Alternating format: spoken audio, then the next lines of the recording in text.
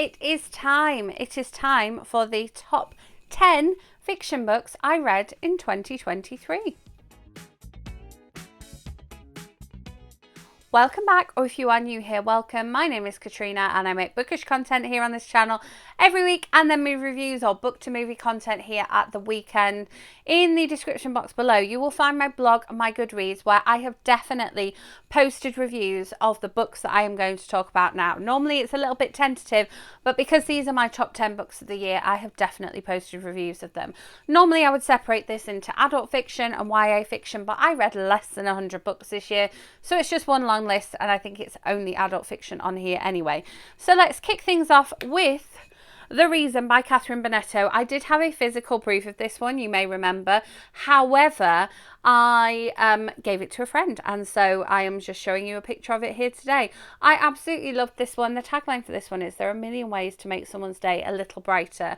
And I buddy read this one with Hayley, and we really enjoyed it. It was definitely uplifting, it was definitely positive, it was definitely the kind of book that we all need to read at the minute. And so highly recommend this one. And as always, this is in no particular order, so the fact this one's first doesn't mean it's number 10. It's just in my top 10 of the year.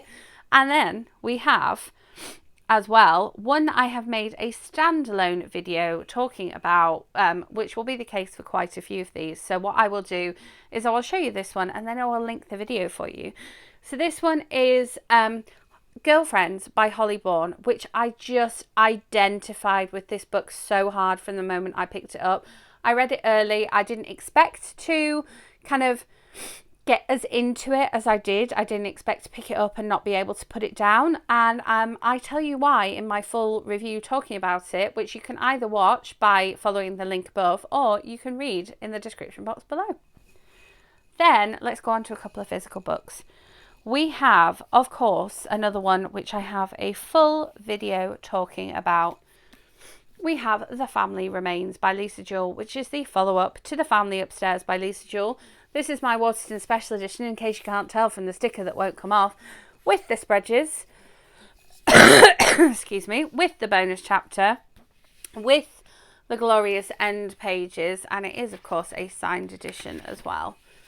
Which, you know, most of my Lisa Jewell books are now signed editions, but this one was a fabulous thriller. You didn't have to have read The Family Upstairs to be able to read this one, and you don't have to remember exactly what happened in The Family Upstairs to be able to read this one. But if you do read them back to back, there are some fabulous Easter eggs in this one, and some details for the fans which Lisa has included. And it just talking about this one now makes me excited for upcoming Lisa Jewell releases. I just can't wait. I have made a whole video talking about this one. It is a spoiler-free review. I will leave it linked up above, and I will also leave my written review in the description box below if you would like to hear my full thoughts there, but definitely was always going to make it onto my top 10. Then we have The Start of Something by Miranda Dickinson, which is one of the very first books that I read this year. Literally, it was one of the very first books I read in 2022, and I'm excited for future Miranda Dickinsons coming my way in 2023. Definitely some anticipation on the ones coming out from her this year. This one is just absolutely glorious. These two people here live across from each other in the windows and start writing signs to one another, and it is just the rom-com wonder that you can imagine that would follow that one. The tagline is, "Two people, one question. This could be the start of something." And I loved every minute of it. I love Miranda's writing. It's always so uplifting and so it's always so uplifting and so hopeful, and this was just no exception. So if you are looking for something to kind of like start your 2023 off right with, then you can't go wrong with the Miranda Dickinson. Start of Something, definitely one of my top 10 reads of 2022. Then let's go back to another one I read early on in the year, and this is another author who often makes my top 10s since she started writing. This one is The One by Claire Frost. So this is 3 perfect months, 2 imperfect people, 1 big love story. And this one was sort of simultaneously uplifting and a little bit heartbreaking at the same time, which is sometimes just what you need, isn't it? Sometimes you just need a novel that's going to be like lovely and satisfying, but also like push you a little bit, make you cry just a little bit. And I did listen to the audiobook of this one, and it was very good. I had an audio review copy, I believe, off NetGalley, and I really enjoyed listening to this one. And I just love Claire Frost's writing. This isn't my favourite of hers, and yet it's still one of my favourite books of 2022. Then let's head off to a couple of physical books. We have, firstly, another book which I have a whole standalone video talking about. Obviously, we have The Christmas Wish by Lindsay Kelk. I feel like I'm almost already ready to reread this one. This one is Groundhog Day at Christmas time with Lindsay Kelk's writing, a load of like Lindsay Kelk isms thrown into it, some dodgy jokes, some dodgy moments, some catastrophes, and you've just got the makings for a perfect novel. I talk at full length about this one, as well as give you some insight into an interview that Lindsay Kelk did when I went to see her in Birmingham. So I'll leave the video of that linked up above, or if you prefer a written review, I will leave it linked in the description box, where I tell you just how much I love this book and why, but definitely one of my top books of 2022.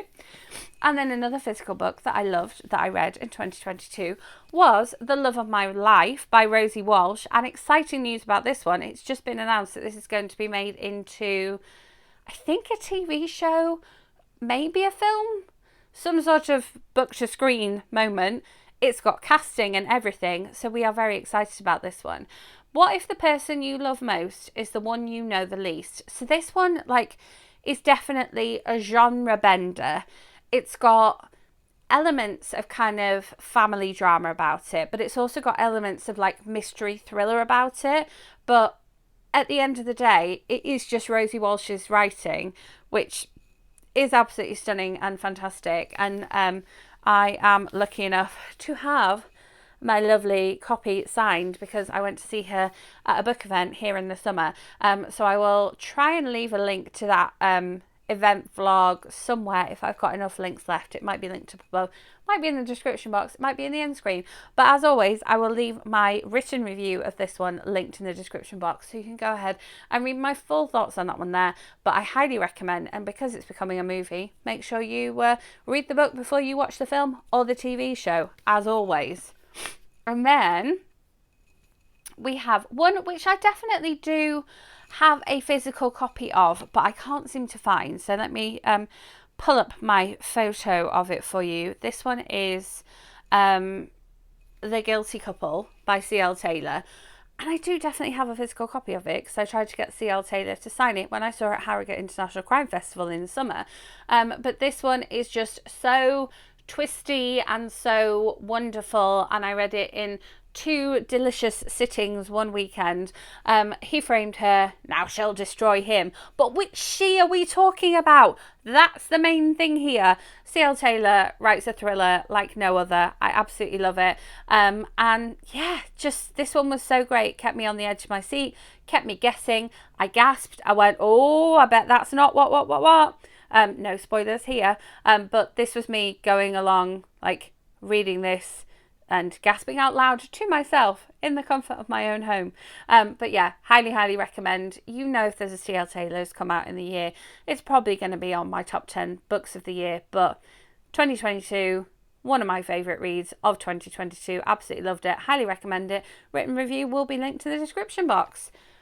And then before we move away from here, we also have a book that was talked about at length in a video here on this channel because I did an interview with the author. So we have A Mother's Heart by Carmel Harrington, and I absolutely loved this one. It just, it explores so many different sides of being a mother and not being a mother at the same time.